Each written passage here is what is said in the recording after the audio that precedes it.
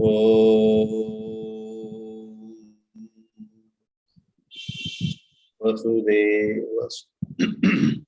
Vasudeva Sutam Devam Kansachanuramardanam Devaki Paramanandam Krishnam Vande Jagadgurum.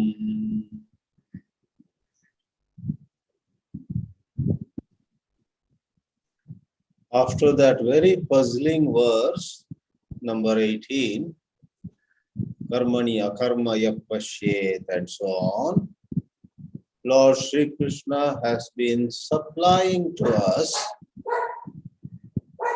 a few more clarifications. For if action is seen as inaction and inaction is seen as action, it's like everything goes topsy-turvy. Everything is turned upside down and everyone wonders, then how are we to proceed with life? If everything we say, everything we see is different from how it appears. Sri Krishna clarifies, it's not about that kind of outer life changing, it's the absence of attachment, absence of egoism. Therefore, in two verses, which we pretty much saw, 20 and 21, Lord Krishna gave both the cases. What both the cases? Those who have the wisdom, who have the vision, who have the detachment, but for some reason may still be active in the world.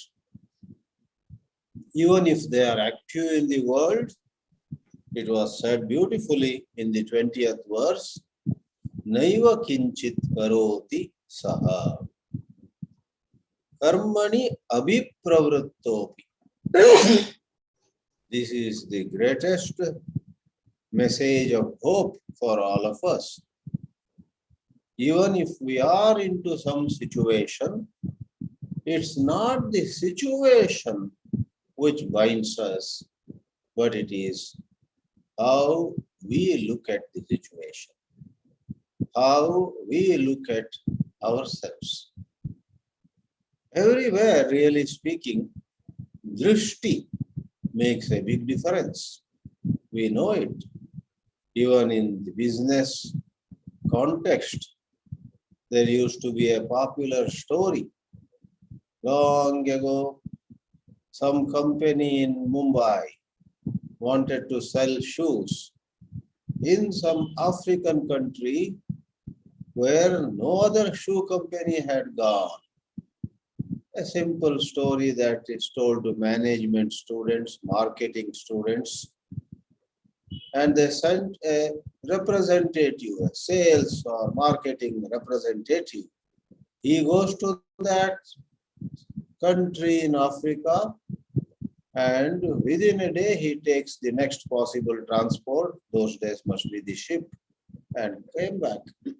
He comes back and he says, waste of time, we should never go there. His bosses ask, why? What happened? Oh, I went to that country and the dark continent has a long way to go. This particular country, nobody wears shoes. Therefore, we have no market there. Then there was the second sales representative who was sent by the next ship available. He goes there, he sees the external situation to be the same, but comes back dancing.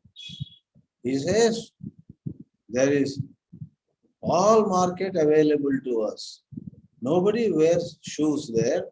So if we show them what the benefits of wearing shoes are, everybody will buy our shoes. Before any other company shows up, we would have reached everybody. So, drishti. Therefore, there is a saying, yatha drishti tata srishti. As per your vision, so will be the world that you will experience. The Vedanta takes the matter to the greatest height of it. If you have no egoism, no attachment, naiva kinchit karoti saha. Even if you have many challenges, many tasks, and don't over-idealize. Some of your work may be completed, some may not be completed. Some people may appreciate your work, some people may criticize you. Varieties of scenarios. All that is implied by the expression in the 20th verse, karmani abhipravrittaha api naiva kinchit karoti saha. What a wonderful statement. Even when we are sweating and toiling, even when we seem to be busy 18 hours or 20 hours a day at times, na karoti saha. We will have an inner calm, inner quiet, which is as though we are on a holiday to some very wonderful place. I was about to say Goa or some such place, or Hawaii and such place, but at least in India, it is so hot everywhere, so I must change. The holiday to Shimla, Dalhousie, Nainital, some of those hill stations, if we are to take the Indian context. I myself was at all those cool places for last so many days, and just yesterday I have come to face the reality. I came to Rishikesh, giving the lecture today from Jagadguru Sannyas Ashram in Rishikesh, and it is so hot here. Uttarkashi is pleasant. Rishikesh is very hot. So, if you are at a cool place, facilities are good, you imagine that it would be so wonderful. Really speaking, if places are good and weather is good, that doesn't complete the story. There are many people who go to some beautiful hill stations, the family, and over there, the members of the family get into an argument and heated argument, and how can they enjoy them? That's a different story. But at least in general, you go to a holiday and enjoy. Naiva kinchit karoti saha has that implication. The enlightened one, in a manner of saying, he is on an eternal holiday, for he has nothing to take, nothing to lose. The 21st verse also we saw, Nirashi, when there are no personal desires. J. Krishnamurti used to say, man's sorrow is in wanting to become, period. He did not say wanting to become what. Doesn't matter what. You want to become and your sorrow begins. You learn to be, then you are happy. Which doesn't mean on the transactional level you don't set goals. Please do not mix up transactional practicalities with the spiritual teachings. The spiritual teachings are on the higher plane and they are the higher truth. And by saying, do consider the practicalities, in no way we are compromising with the higher teaching. The higher teaching is to be appreciated, and the higher teachings don't ask us to sit idle. Plan for yourself, plan for your children, plan even for your grandchildren. Vedanta has no objection to it. Plan for the whole country. You may be doing some social service. Plan for the tribals, plan for the underprivileged, plan for, I believe in America, there is a movement for black females. First, there is a sense of blacks being even now rather exploited or put down. And then there again, the females. There are some people who want to dedicate their life. They themselves may not be black, themselves may not be females, but they are so moved by the injustice that black females often have to meet with. And therefore they want to do samarpana of their life for the betterment of black females. Fine. So whether it's your children or grandchildren or some community, some section of the society which has been subjected to some unfair treatment, when you work, you need to set goals, you need to plan, you need to. Somebody known to me in England of Indian origin was invited by a very rich man in Africa. And she went. She got a 5-year assignment. She is of Indian origin from Punjab, living in UK and a British citizen. But her leadership qualities made that billionaire in Nigeria invite her, and for 5 years, this lady actually oversaw how entrepreneurial skills could be imparted to Africans across the continent. So she toured many countries in Africa, held conferences, workshops, programs. The whole idea was not about health or literacy or food, etc., but it was entrepreneurial skills. And she says to us that thousands and thousands of young women and men who were lacking in confidence became cheered up, confident of starting their own businesses or working in somebody's business with some leadership qualities and so on. So numerous causes exist in life. People like me also can take teaching Vedanta as a noble cause, and we may plan. Gita doesn't say, you have no desire, therefore sit quietly, don't plan. That is not the teaching. You may plan. There's no need to plan. All that depends on some other factors. Your own nature, your own personality, your own purva sanskaras, past impressions, your own skills, talents, your own choices, preferences, and so on. Because even if somebody is illumined, there are certain choices, certain preferences. Pujya Swami Chinmayananda used to say, if somebody had loved coffee over tea, after enlightenment, do you think that he would start loving tea and not coffee?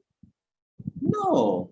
His preference for a hot cup of coffee, maybe early morning, would continue. If somebody had preferred Hindustani music over Carnatic music, following enlightenment also, he would have a preference for Hindustani music. That has nothing to do with enlightenment.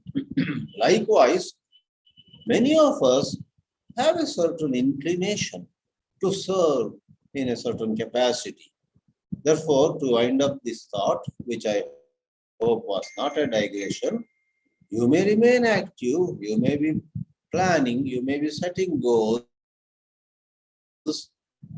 you may be teaching others how to set a goal and work towards it.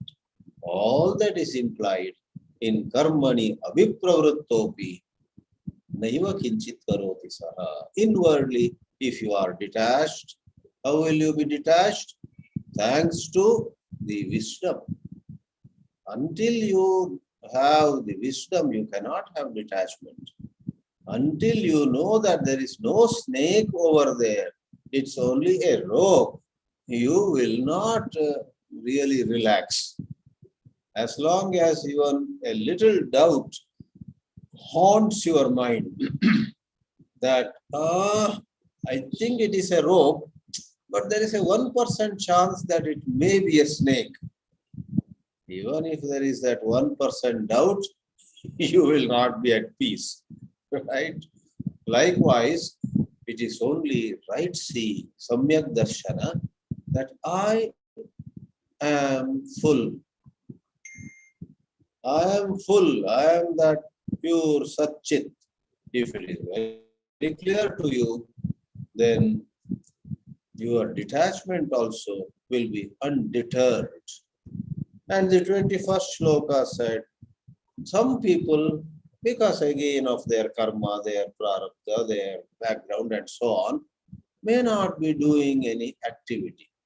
Shariram karma, they may do just a little to keep the body going.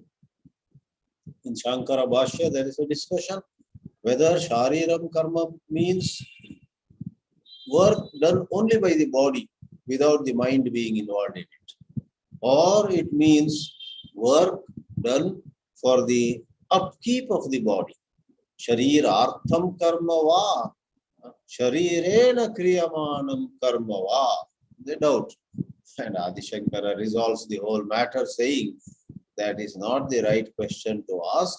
What is important is there abhimana? I am this body idea. Whether you have that idea or not is what matters. And presently, the teaching is all about letting go of the idea we are the body. Now we proceed to the next shloka, 22 in this session. And this is one more inspirational stanza. Even if we are not at the height of Brahmajnana, this very spirit, this very outlook, this very disposition can inspire us to make our day more peaceful, to go about, to go through the jobs, works, tasks, etc. of the day with more equipoise. Let's see, 22. Yadricha labha santushto dvandvatito vimatsaraha samasiddhava siddhaucha krutvapi na nibadhyate. I guess if somebody makes a list of these words, naiva kinchit karoti, na nibadhyate, mukta eva saha, na badhyate, na lipyate, na shochati, a list of expressions, all of which primarily mean you are not bound, you are not sorrowful, you are not agitated, you are not caught in the grip of karma and karma phala. You do not grieve, you do not cry, you do not weep. There are many expressions in the Bhagavad Geetā. It would be a nice mini project for somebody to collect them and maybe try to reflect, write a bit of a commentary on each.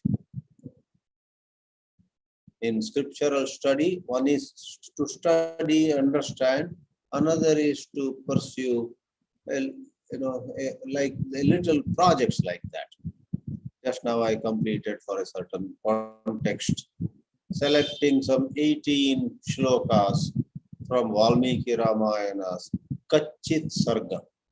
In 76 shlokas, Sri Rama advises Bharata, his younger brother, about governance, about administration, about leadership, about conducting oneself in a graceful manner. There are lots of tips. I chose 18 of them and wrote on each of them 300 to 350 words of a commentary. And in another 10 days, it's going to be released. We can send to any of you that soft copy. 18 pieces of advice, gems of advice about relationships, about handling money, about handling time, about being a well-received, well-respected leader. And couple of things I did not include in the 18. There are some tips by Sri Rama given to Bharata which are about having spice. You need spice, S-P-Y. Your Gudacharas have to go and collect information. All of you have heard stories where in olden days, kings themselves would go at midnight or late night in some disguise to some parts of the capital and watch what is going on, who is behaving in what way, spying, So lots of things are discussed there.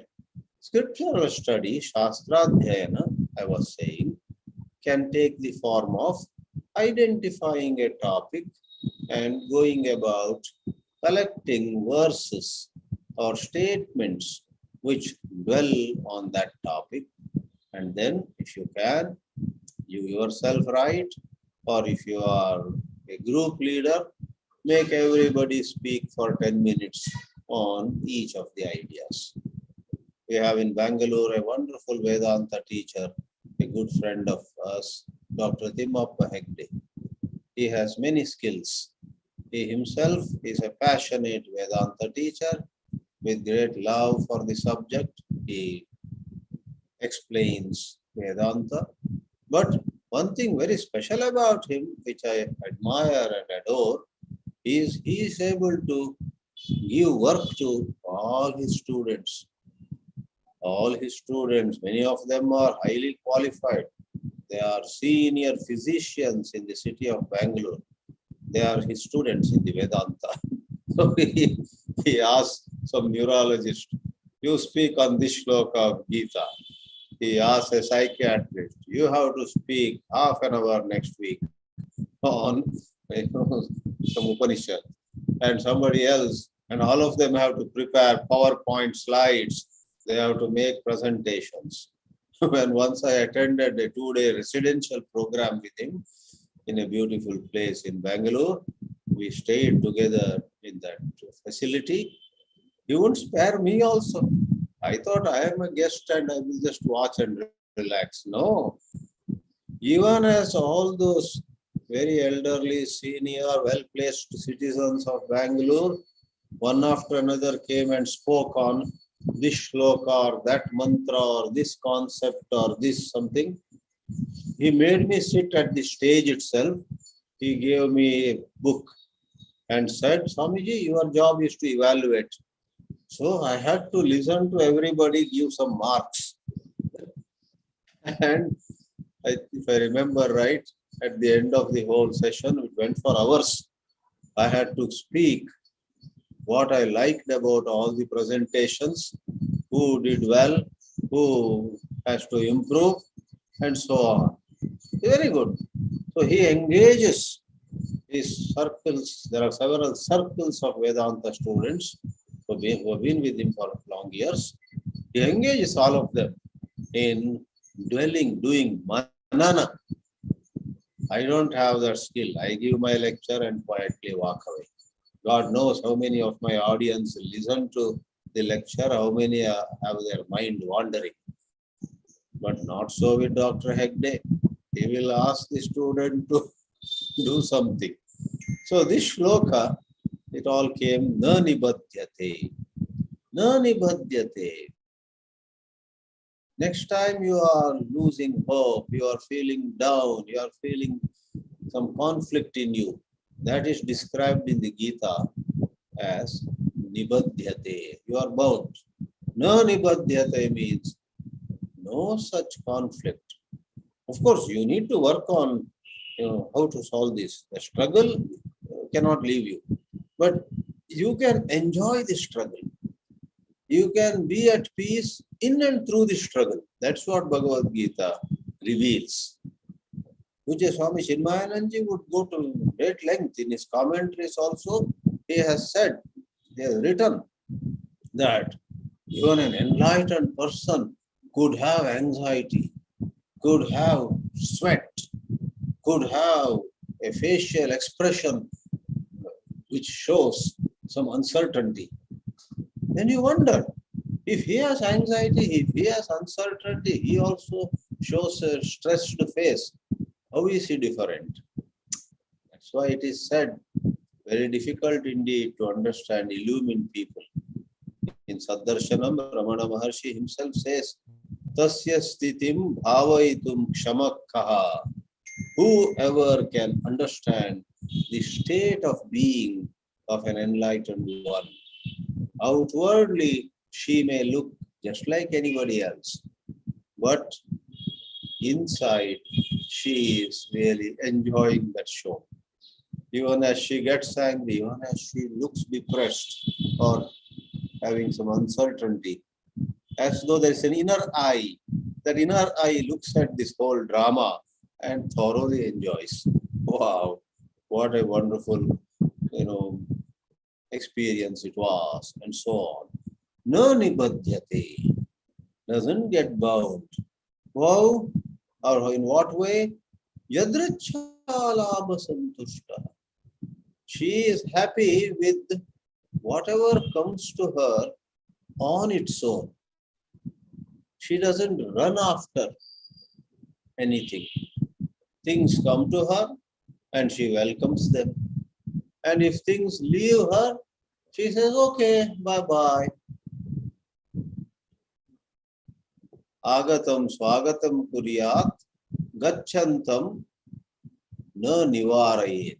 There is a saying, something like that. If something comes to you, say swagatam, welcome. And if something is leaving you, na nivarayet, don't stop, let it go. Pujya Swami Chinmayananji, whose birthday will be in 4 or 5 days from now, he used to say that there was a man with, 1 or 2 horses. And one morning, somebody stole all the horses on their own, ran away, and his neighbors said, how sad, your horses have run away. But he said, that's okay, that's fine. If they have gone away, they have gone away. It's their wish. And next day, the 2 horses that ran away came back with 1 more horse from the jungle. All the neighbors were envious of this person. And there's some other story with cows also, something like that. On its own, not with this man or this lady planning. On its own, he would have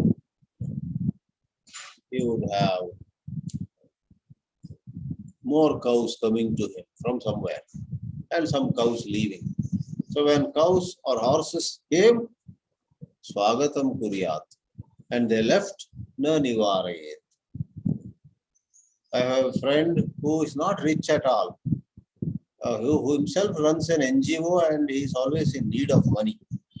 But he has a habit. If some poor man with genuine difficulty goes to him, this man may just have 2,000 rupees with him. He gives all the 2,000 to that suffering person. And if somebody says, you yourself don't have anything, why did you give? Somewhere, somehow I will get the money. And he has told me privately without announcing it. It seems on a number of occasions, he himself was pleasantly surprised, if not shocked. If morning he gave away 2,000 rupees to a poor family for some problem, same afternoon, there would be somebody coming his way, or nowadays by NEFT and this and that, he would get more than 2,000 or exactly 2,000. He would smile. Oh my God. I gave away the only 2,000 I had in my hands to that poor family, and within 3 hours, I get an SMS on my mobile, he said, saying 2,000 rupees deposited in your account. Some Agrawal in Bombay or some Anbalagan in Chennai has deposited. Suddenly, that was their birthday, something he did not expect at all. This is all yadricha. On its own it comes. Yadricha labha santushta. Foolish people pursue success. They want name, they want recognition, they want rewards. Well, they do get some, but it's so much anxiety and panic. Wise people do not sit idle. It is said, success is a side product. Fame and name are a side product. The main product or the main thing before us is to work sincerely, is to work and put all our heart into the work. Foolish people make great goals and dream of reaching the goal. Wise people focus on the process. They do set a goal, but then they identify what is the process, in what way my team and I should work, in what way my factory should run, in what way all the staff at my business unit should work day in and day out. Process. So focus on the process. The process has to be perfect. The process is the means, and success is, success is a side product. Certain production is the result, is the end. Without taking care of the means, if you keep dreaming of wonderful ends, how will the end come when there was no means? How will the plant grow when you had not put the seeds at all in the soil? So in no way Bhagavad Gita, I keep repeating this, in no way Bhagavad Gita asks us to say some high philosophical statement, everything is Brahman, and lie down lazily. At any age, at any time, at any place, we must do what is possible at our hands. If you are 72, if you are 83, obviously we cannot do like youngsters might do. But there is something. Sometimes it may be a phone call. Sometimes it may be requesting somebody, will you please do this? That's our part. They will do it. But that part we must do. So yadricha labha santushtaha, please do not imagine that we don't do anything. But we have reached a certain state of mind where we are not dependent at all upon results. If something comes our way, santushta. Yadricha has this sense of, or the flavor of, not planning for it, not anticipating. It goes to a little further extent. Yadricha, something comes to you on its own. Dvandva atita. Obviously, if your state of mind is so enriched by detachment, success and failure, appreciation and criticism, etc., a whole lot of pairs, dvandva, pairs of opposites. Swami Akhandananji used to say, for humor, dvau in Sanskrit means two. Dvau suparnau, two birds on the same tree, which of course in the Arsha Prayoga became Dva Suparna, but in modern Sanskrit, Dvau Suparnau, two birds on the same tree, the famous illustration of Mundaka Upanishad. Dvau means two. And if you and I have caught cold, our voice becomes a bit nasal. Two. You want to say in Sanskrit, Dvau, Dvau, Dvau, Dvau, Dvandva, Dvau. Dvandva is Dvau, Dvau. Two. Night and day, front and back, promotion and demotion, being admired and being insulted, being noticed and paid attention to, and being ignored, and nobody even takes a look at you. Things happen. Dvandva. Dvandva atitaha. Isn't it what we really need in life? This kind of equanimity. We seek something external all the time. The external things do give us passing pleasure, but this internal state can be a wonderful asset. In modern computer language, if we can install equanimity, samatva in us, you install this software, this app in your gadgets. Can we install equanimity, Samatva in us, Vimatsaraha, absolutely free from envy. Matsara literally means noticing someone has gone ahead of us. Mat means compared with me, fifth case of Asmat, and Sarati, moves. Somebody and I started together in some matter and he has gone way ahead. I lagged behind. Mattaha agre sarati eshaha. This person has gone way ahead of me. I can't bear this. How come I am behind? I am lagging behind. If it causes agitation in us, that is called matsaraha. Vigataha matsaraha yasmat saha vimatsaraha. This person, thanks to his samyak darshan, because he sees all in himself and he sees himself in all.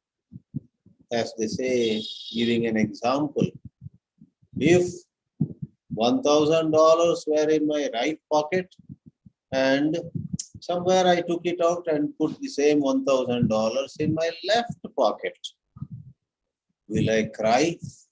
Oh, I had $1,000. Now I don't have that.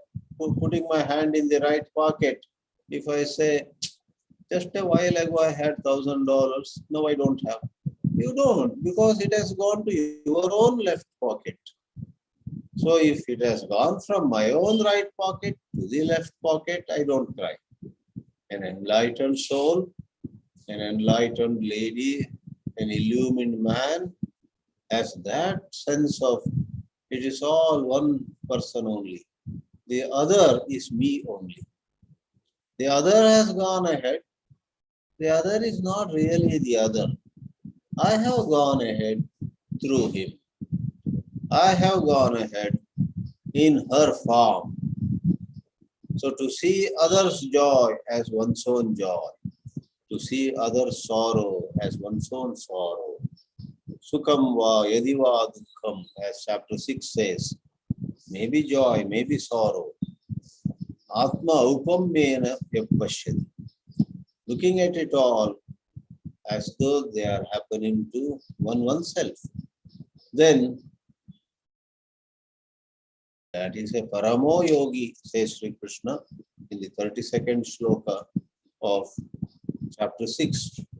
Atma upamena sarvatra samam pashyati Arjuna sukham va yadiva dukkham sayogi paramo mataha.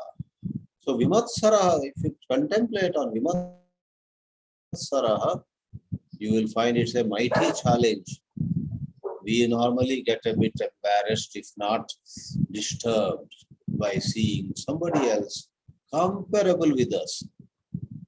We'll never get disturbed if somebody who is also already way higher than us, makes some more profit. But someone who was in our class or group or in our category, just a while ago I was ahead or we were together, and now he skyrockets. He becomes so rich or famous or praised and recognized. So we feel bad. That is because of our egoism. That is because of our ahankar. Samaha siddhau asiddhau cha. While Dvandva has been mentioned in a general way, in more specific terms, success and failure, they are also a Dvandva really. They are also a pair of opposites. Success is the opposite of failure. Failure is the opposite of success. We don't deny. In success and failure, samaha, remaining equal. Not by deciding, but thanks to or due to the understanding. One who lost is not me. One who won is not me. See how Ramana Maharshi's question connects. You go to Maharshi Ramana with a long face and say, I have lost and lost again and again in life. I have always tasted defeat. I have not tasted success for a very long time. Maharshi would not talk about what success, what failure, you lost money. No, he is not interested in all those details. He would only ask, tell me, who succeeded or who suffered defeat? And the visitor says, I suffered defeat. And Maharshi says, wait a minute, what is that I? What is that I?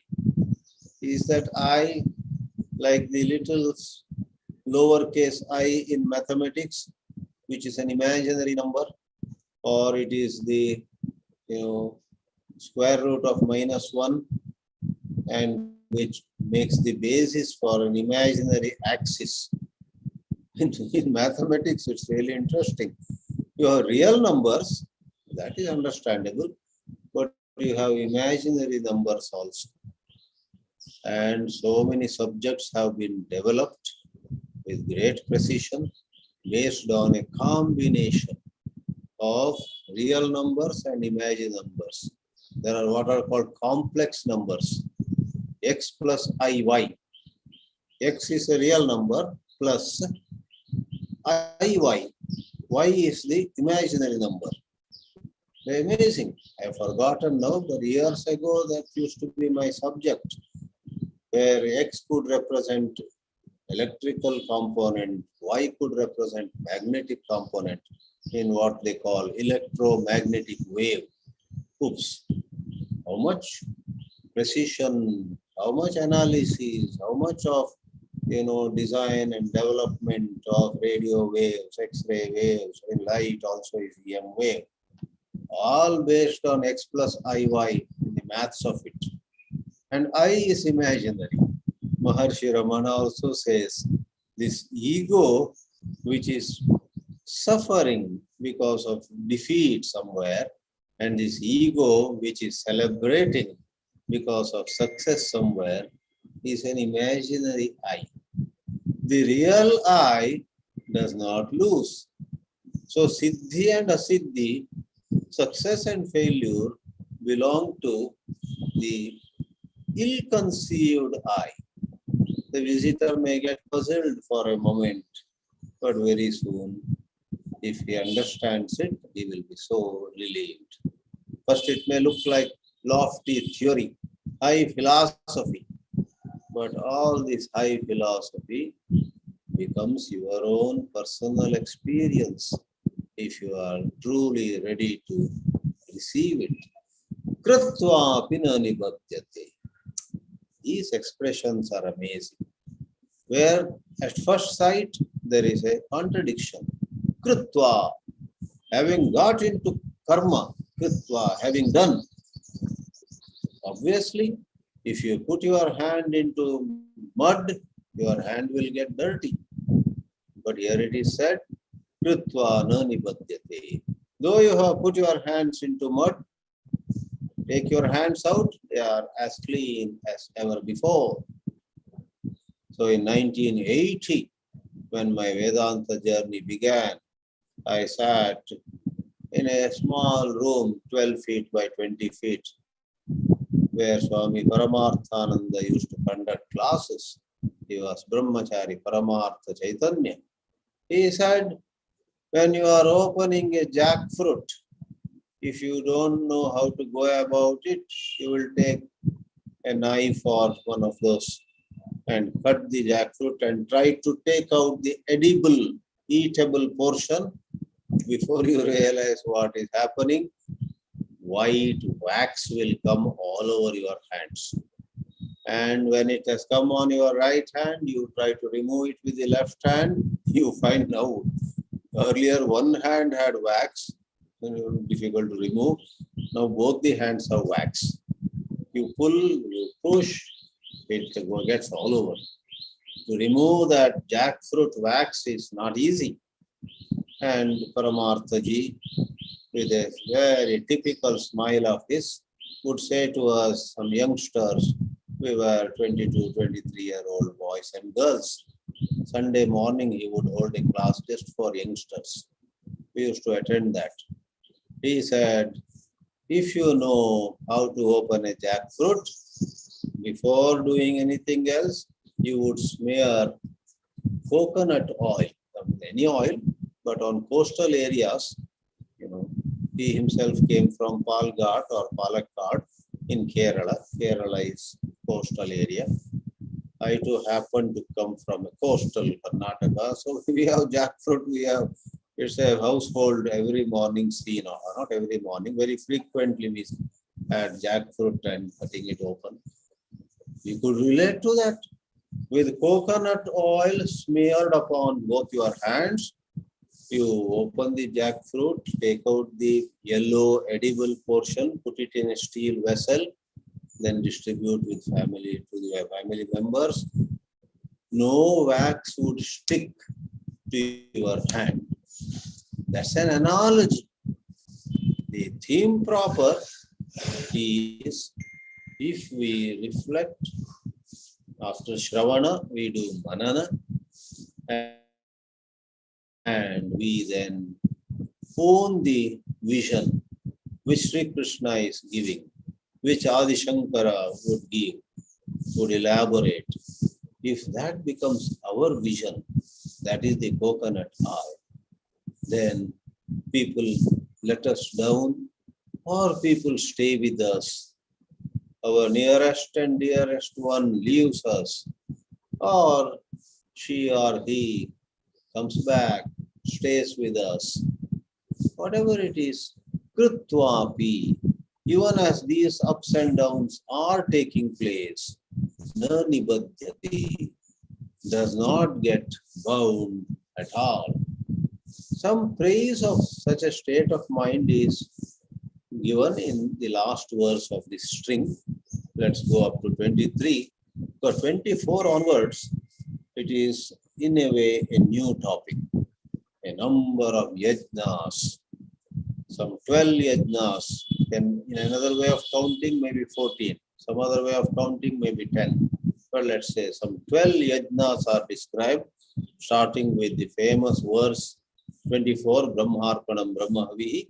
But before that, Sri Krishna sprinkles a bit more of praise upon anyone who has this Samadarshana, Samyak Darshana. Gata Sangasya Muktasya Nanavastita Chetasaha Yajnaya Acharata Karma Samagram Praviliyate. And I don't think so much about karma in modern times. But when Sri Krishna taught this to Arjuna, anybody who had done Vedic studies, anybody who had got exposed to the spiritual philosophy of those days in this country of India, they knew that all life is ruled by karma. Sometimes the karma that we might have performed 3 lives behind, 3 lives back, might deliver, might bear fruit in this life. In this life, in Rishikesh, I came to know, I'll not mention his name, a saint here, probably in his 40s, wonderful, well-received saint. Other day, just 15 days back, had to go through an operation and his gallbladder has been removed. What is this? Just in his 40s, very young, very handsome, very bright, very talented. His discourses, his classes are so well received by people in Rishikesh and now online by audiences around the world. This man had to go through a gallbladder removal surgery. Some past karma. In this life, he has been doing noble work only, but in some past. So karma, what happens to us is the result of our karma, is one of the main teachings of Sanatana Dharma, though that is not the ultimate. If anybody thinks Hinduism is about karma, period, nothing more, he is wrong. Hinduism does talk about karma, but there are higher teachings. And this shloka itself is a higher teaching. Karma praviliyate. Samagram karma praviliyate. All karma gets dissolved. Laya means getting dissolved. Laya, vilaya.